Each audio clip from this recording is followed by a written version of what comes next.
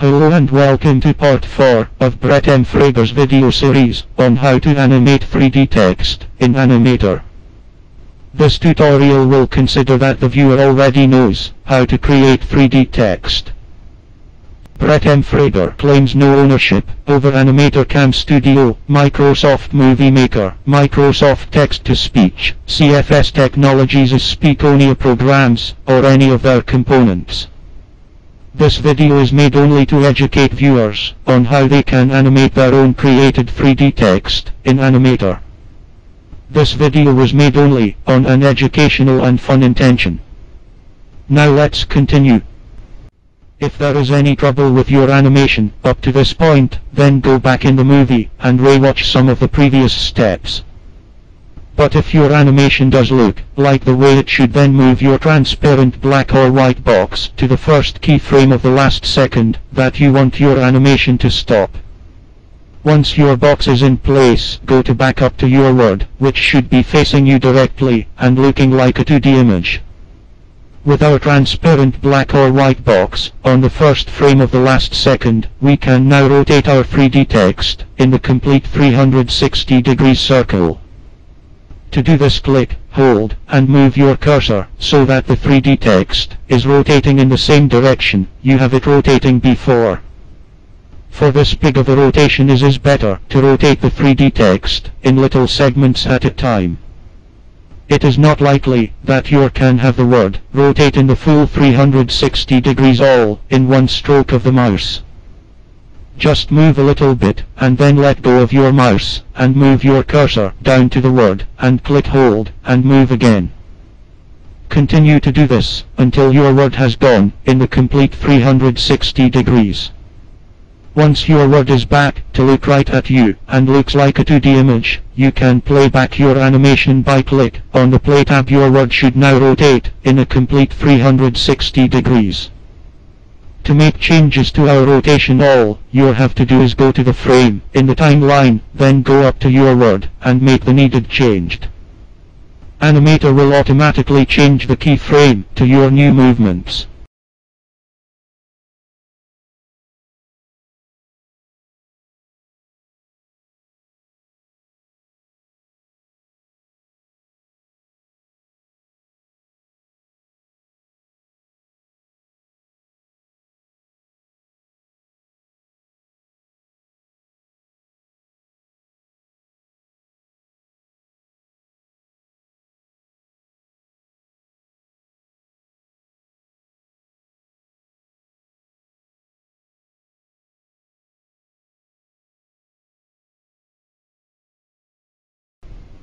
But with our 3D text rotating, we can now render the animation out so that way it can be used in other projects, get published to the web, or get shown off. To do this, we must render out the animation. In Animator there is a render tab in the top modules. So go up to the top render module and click on it. That comes up. After clicking on it, you will need to click on render movie. If you click on render image, only the current frame on the timeline will get rendered out as an image. It will not be an animation.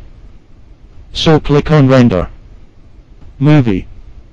Once clicked, a box will pop up called Movie Spec Editor. This box is what will tell Animator how to render out your animation. The first thing is the box is name. This is where you put the name that you want the animation to be called. For my animation name, I will be using the name of my 3D text, French. To the right of the name is a box that have 3 dots in a row. This is called the directory. This box function is to tell Animator where to save your file to. I would recommend saving it to the desktop for easy findings, but you may save it where you want on the computer. Just remember where you saved it to, so when the rendering is done you will be able to find your animation. Under name and the directory is the format type. OV is more than likely the best and most common format you will use. This will play back your rendered animation in a video format. BMP is called a bitmap file. It is type of rendering that will render each frame as a picture image. The same goes for a JPEG rendering. If you're going to render in Anim8or, you do not need to put anything in the quality box next to the JPEG format. This is only when you will be rendering in JPEG. If you are rendering in this format, then I recommend using 100% because it will make your work look better. These settings are to tell Animator how big and if an alpha channel should be added on the render out of the animation. Below formats is image. Images if you want just the normal animation to be rendered out. This more than likely the most used type. An alpha channel is a channel that is the inverse of the original.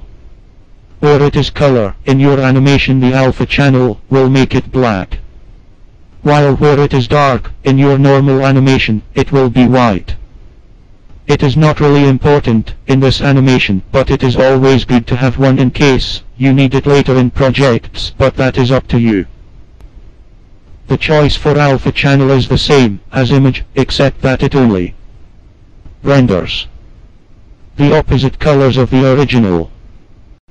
If you want one and the original animation, then click on the circle next to the image plus alpha channel. Under alpha channel is the choice of rendering both an image and an alpha channel. This choice will render out a normal animation with all its given colors and an alpha channel. This is the choice I will be picking for this tutorial. The width and height boxes tell Animator how big to render out the animation. You can put in any numbers you choose, but normally the default width of 400 and the default height of 300 is good enough. If the numbers must be changed, then try and stick with this ratio of width and height. Then there is the next set of decisions for frames. I would always make sure that all circle is selected, because if you don't, then your whole animation will not be rendered. However, if you do not want your whole animation rendered, then click on the range circle and use the length math formula to find out where your first and last wanted frame number. The first box to the right of range is the starting frame of render, and the furthest box from range is the last rendered frame. For my animation, I will be rendering my animation with the name of French into a new folder in Anim8or format, a 400 by 300 image and alpha channel, and all frames selected. With my black circles selected on the choices I want, I will click the OK tab in the top right hand corner. Thank you for watching part 4 on how to animate 3D text in Animator. Please continue to part 5 of the tutorial.